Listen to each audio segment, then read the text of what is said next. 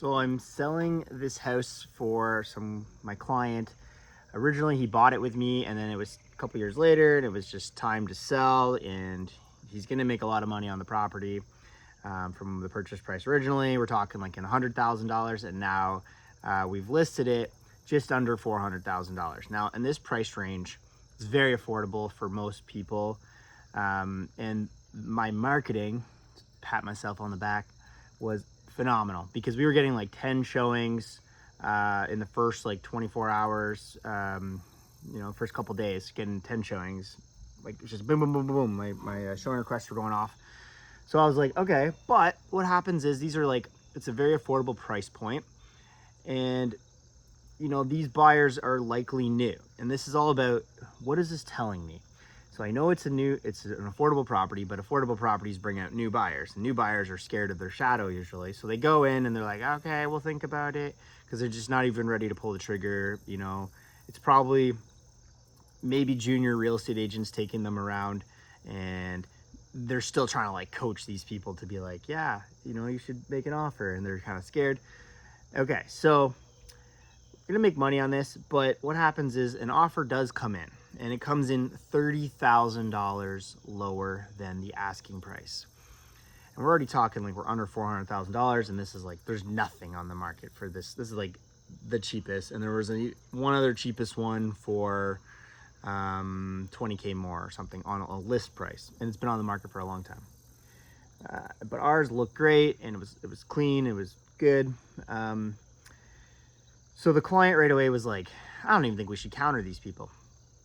But we got to go back to the email I got. So the agent emails me, and here's a bit of a tip. It's good or bad. This can go either way for you. But real estate negotiating, if you're an agent or if you're a real estate investor, there's always some cues that you can kind of like pick up on. Just like I'm saying, it's a new house, it's affordable. You think right away, first time home buyer. If it's a $1 million mansion, you're probably thinking it's probably not their first house, so they're probably a bit more experienced. Maybe they're backed by money a bit more. These people are usually not backed by money. But the email says, hey Jeff, my clients fell in love with this property. And so they fell in love with the property, and they offered $30,000 lower on an already cheap purchase price. So right away, my client, I don't even want to like deal with these people. Like, I'm worth X. And I'm like, but they said they fell in love with the property. Now, another thing I learned, you see where the agent's from. The agent was from another town, and he had to drive all the way to the town I was selling in, show them all these houses, and they picked this one and they fell in love with this one. That also tells me something. That tells me the agent's probably very tired of like, I've been taking these guys around every single weekend. They finally find one, and they have to do the American or Canadian thing of, I got to save a buck and offer a bit lower. So that's why I go and I tell my seller, I say, listen, they're just trying to do the Canadian American thing, get a coupon and save some money.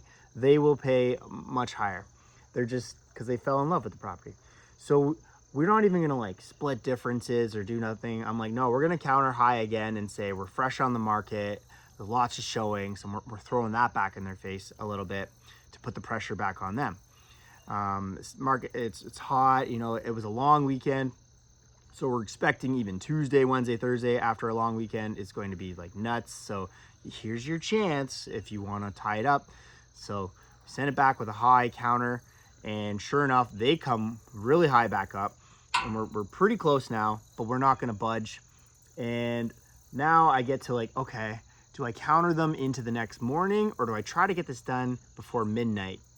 The next morning can put more pressure on them if more bodies come in, and then there's more offers, and then they get into a multiple offer situation. So I'm like, all right, well, let's keep the irrevocables tight, and let's give them till midnight.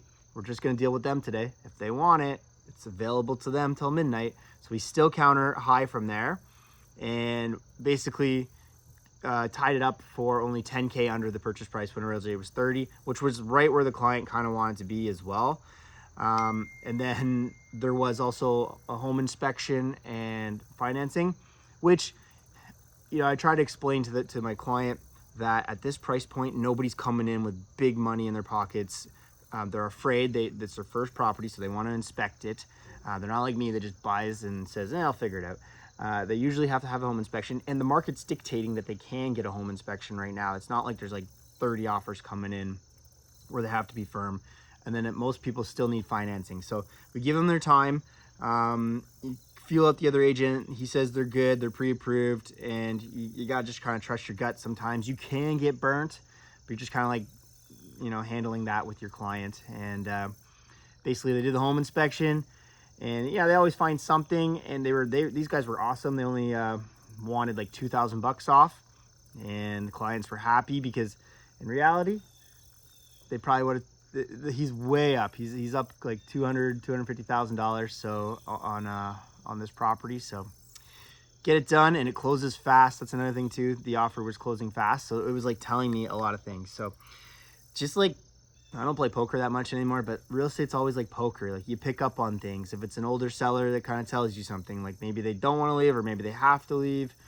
You listen for dates. If a listing's for sale and it has a specific date that they want buyers to put, you likely, unless you have all the money in the world, need to put that date. That tells you something too. You could actually have lower money, but if you put that date, you might be more advantageous than someone that's slightly higher money, because clearly the sellers have a specific date. That's why if I'm listing anybody's property, I don't like putting specific dates, because that kind of pigeonholes you into an offer. So kind of put it immediate, or, you know, flexible, and kind of negotiate from there. You don't like tell the public it has to be, you know, September something. So if you liked this kind of a video and tips, these are like investor tips and real estate agent tips. I have an entire YouTube course about a real estate agent. It's free. I'll link it in this video, and you guys can watch it. I used to charge for it, but I just give it to you guys free on YouTube now. And my kids are back in school. We'll be making more content on the channel. So if you are new to this channel, make sure you guys hit the like button and subscribe, and we'll see you on my next video. Bye.